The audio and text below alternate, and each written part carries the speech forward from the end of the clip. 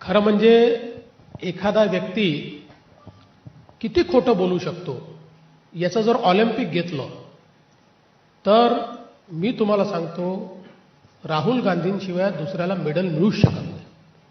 सगळी gold medal हे राहुल गांधींनाच मिळतील. त्यामुळे संविधानाने जे सांगितलं ते करण्याचा प्रयत्न आहे.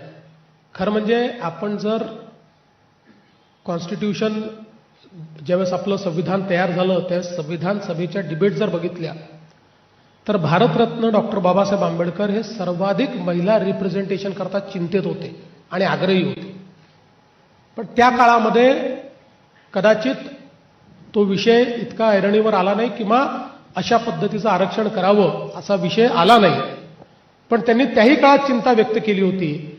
आज भारतरत्न डॉक्टर बाबासाहेब आंबेडकरांचे जे विचार त्यांनी संविधान सभेमध्ये व्यक्त केले आहेत त्याला अनुरूप असलेला कायदा आल्यानंतर तो कायदा पाडायचा आणि संविधान जिंकलं म्हणायचं. खरं म्हणजे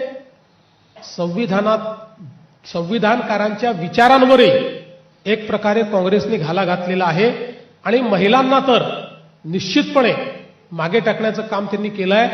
त्यामुळे मी राहुल गांधींनी माफी मागावी असं कधी म्हणणार नाही, कारण ते मागणारच नाही.